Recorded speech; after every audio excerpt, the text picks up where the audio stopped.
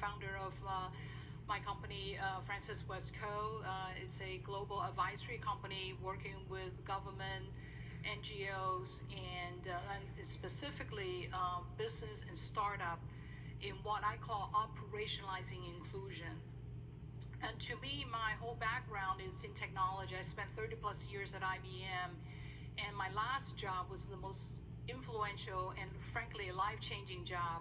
I didn't know anything about disability or accessibility until I took the job as the head of IBM accessibility organization, and it really opened my eyes as to the technology impact of humanity.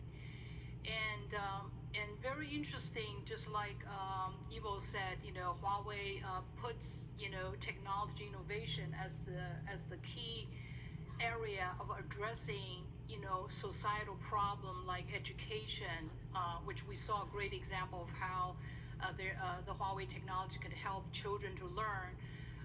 At the same time, it is very important that we understand that we have to think about that, especially the employment issue with people with disability, which is a societal topic, just like education, in the context of innovation.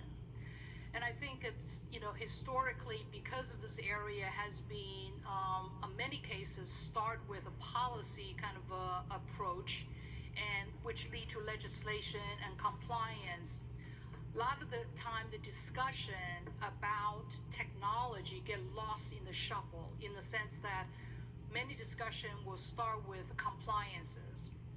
And yet, at the same time, if you look at the history of technology, we have evolved from the beginning of the technology. When I first joined IBM back 30 plus years ago, technology was meant for what we call system optimization, meaning the technology, like the mainframe technology, was meant for processing a lot of records or data, but it was not like today, where the technology has moved significantly to what we call the personalized or consumer-based technology. And all of us have heard about the word, that everybody wants personalized learning, personalized education, personalized medicine, because technology now enables us to do that. But at the same time, the whole idea of inclusion was actually not necessarily embedded into the basic thinking of technology.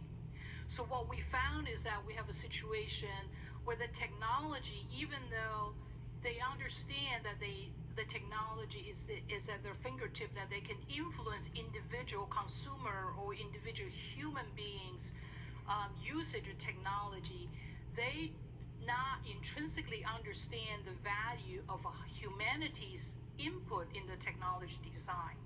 So Eve said, I wrote a book earlier this year called Authentic Inclusion Drives Disruptive Innovation. My view is that people with disability, just like people who gender or religion or any constituents that's not quote unquote mainstream, actually can significantly contribute to the innovation, especially with technology. And without their participation, what we will risk, especially in the artificial intelligence world, the missing quote unquote perspectives.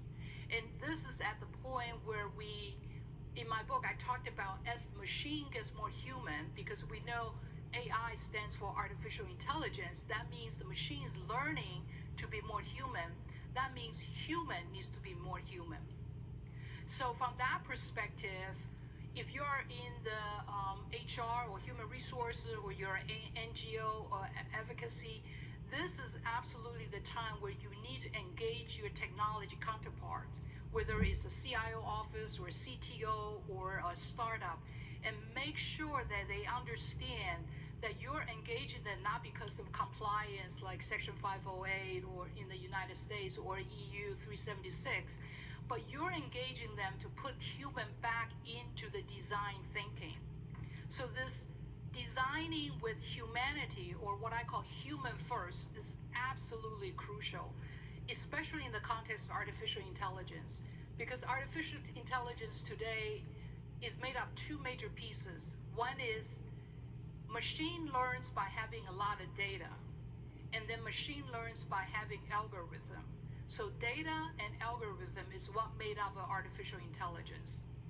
So when you write the algorithm, in terms of teaching the machine how to think, if we miss the nuances of, for example, it doesn't even have to be people with disability, or even just, for example, female like myself, because I think differently than, say, my male counterpart at IBM.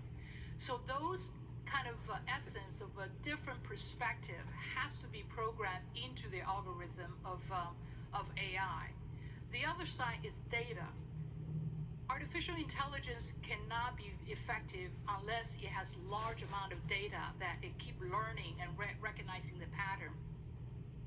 One of the challenges we have with the disability area is we don't have a lot of the data set available.